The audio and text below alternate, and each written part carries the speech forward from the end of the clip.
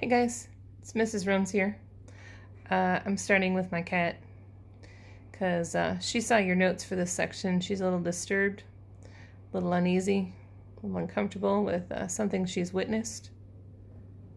Because as you'll see in your notes, you have a look-alike cat with a tinfoil costume. This is not Mina. She would claw my eyeballs out if I tried doing this to her. But she's unnerved because that does not look like fun to her. Today, you are going to learn the FOIL method.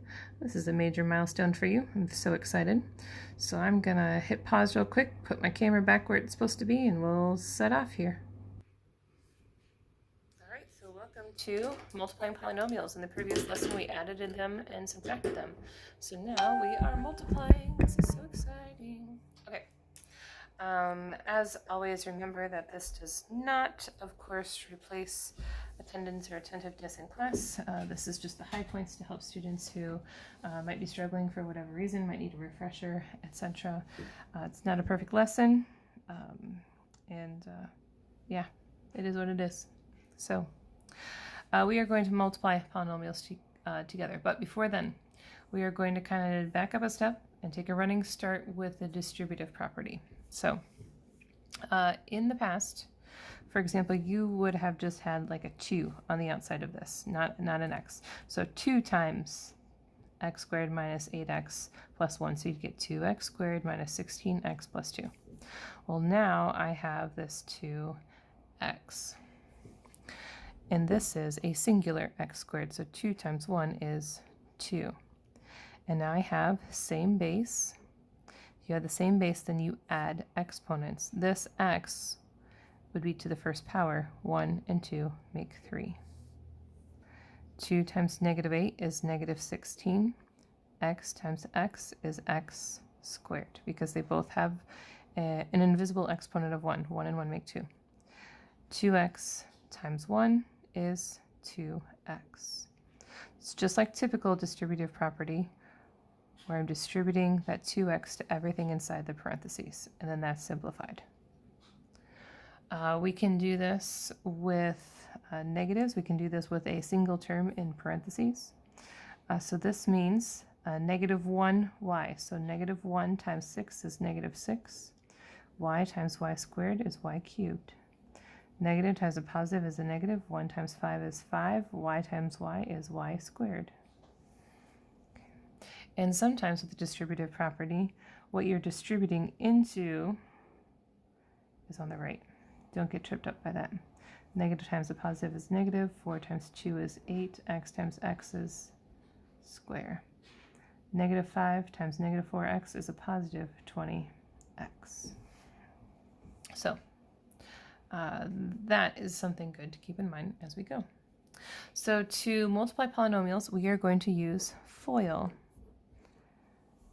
Aluminium foil, as my friend from England would call it. FOIL stands for the first numbers, outer numbers, inner numbers, and last numbers.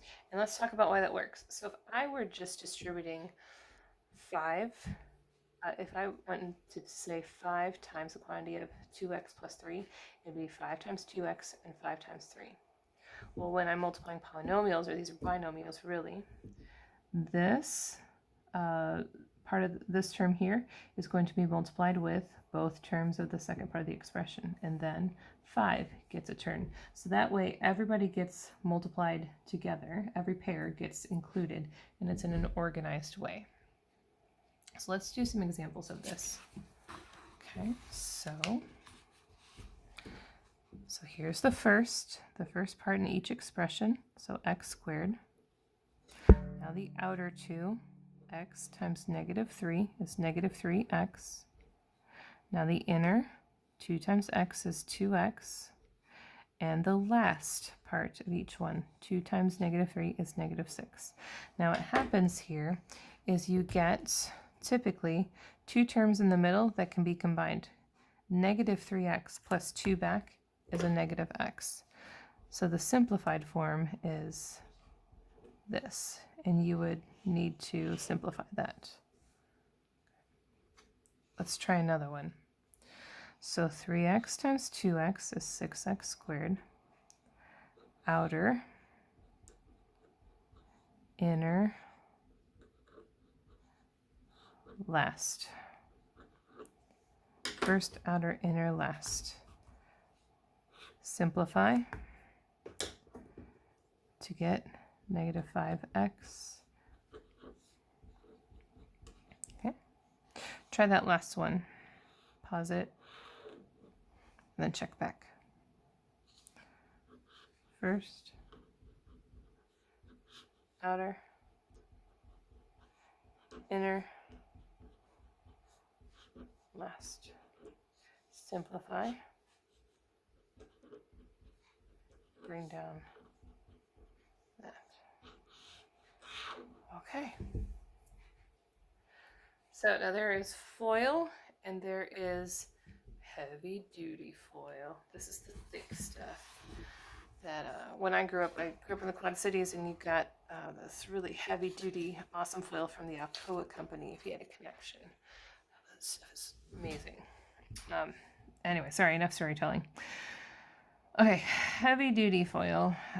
These more complicated ones are when you multiply, say, a binomial by a trinomial. So all these examples up here were 2 chunks. So a binomial times 2 chunks, another binomial. Here we have a binomial times a trinomial. You could have times a polynomial. You could do 2 trinomials multiplied together. It could be, all kinds of crazy. So there are a couple major ways that I've seen students do this. Both are fine. You do you. You do whatever you want. So I'm going to show you both, okay? Some students like or prefer to work from left to right. So they would start with the leftmost, the 4x squared, and distribute to these two. So 4x squared times 2x is 8x cubed. 4x squared times negative 5 is negative 20x squared. And then they would move on to the next, moving from left to right. Negative 3x times 2x is negative 6x. Negative 3x times negative 5 is 15. And then they would go to the next. Negative 1 times 2x is negative 2x. Negative 1 times negative 5 is a positive 5. So once you have all that, that's kind of the expanded form. Now we can combine our like terms. So we have the cubes first. You know they're cubes. I'm just going to bring down this 8x cubed. Now I'm on to the squares. So negative 20x squared. Now I have a negative 6x and a negative 2x. So that's negative 8x. And a 15 and a 5. So positive 20. And that is your final answer. I'm going to go to a fresh sheet because I ran out of worksheet real estate there. Okay, the other strategy is some students like to work from the shorter polynomial to the larger one, so that they only have to distribute this 2y and then the negative 1 instead of making all of the different arcs before. You're still going to do the same number of multiplications. It just makes more sense to some students. So that would mean, so I'm going to start from the smaller one. So 2y is going to be multiplied with 4y squared, so 8y cubed plus 2y squared minus 14y, and then with a negative 1. Negative 4y squared negative y plus 7. And now again we simplify. 8y cubed.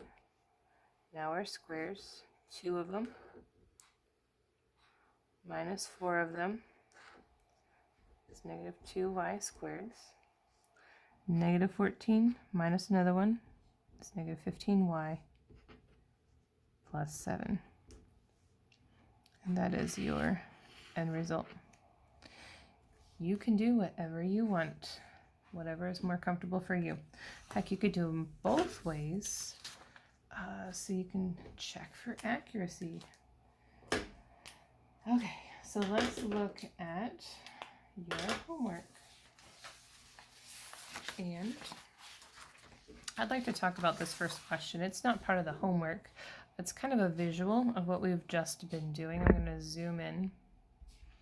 Some people are visual learners. I am not of that tribe. This actually took me a long time to understand, and I teach this stuff. Okay, so what this means is, here's an x, 1, and 1. This is 2 x's. 1 and 1 make 2. So all of this really means 2x plus 2. This means x plus 1. So what this example is showing us is what happens if you do 2x plus 2 times x plus 1. Okay. Now, if you think of this in rows and columns, x times x is x squared. I don't know if you can see that or not. X times x is, again, x squared. X times 1 is x. X times 1 is x. X times 1 is x. X times 1 is x. So all the skinny ones are just an x. The dark squares are squares.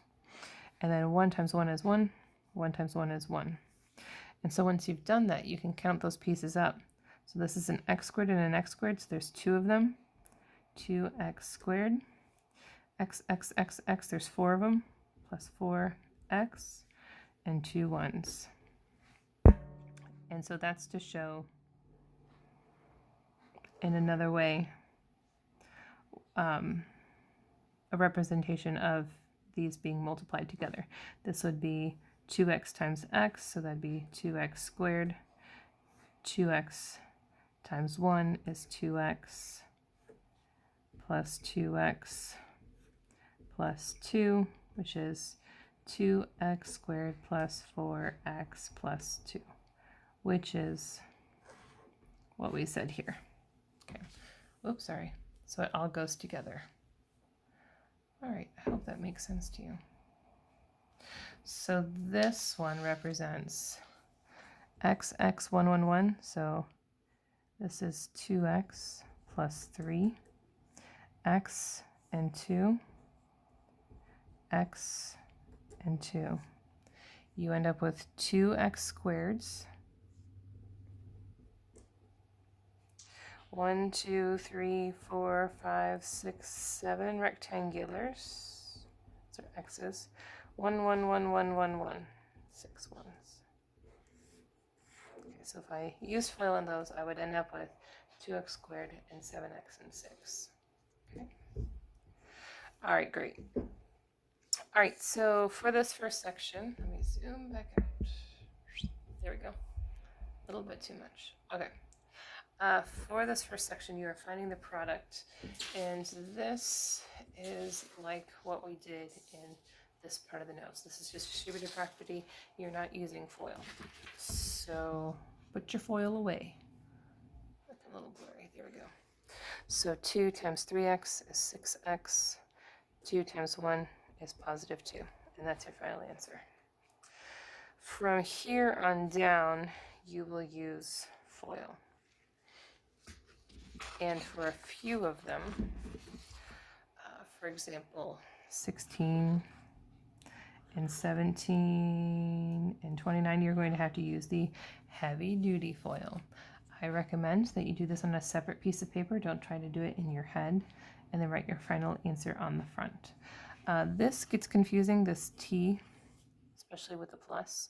So when you're doing your work, I recommend that you do a T like that. And yeah, I think you're good. As you go, please be careful. Check your work. This is one of those good assignments where you can do your homework, find a friend who also did their homework, compare your answers, have an academic conversation about how you justify your answers. Don't just write down with what you think the smart kid had. Everybody makes mistakes, and so the purpose of comparing is not to cheat, of course, but to encourage those critical thinking conversations to make you think at a higher level about how you got your answers and to study those. So, all right, if you need anything, I'm here for you. DRones, pet d231.rochelle.net. Send me an email. I'll get back to you. Thanks a bunch, guys. Have a good night.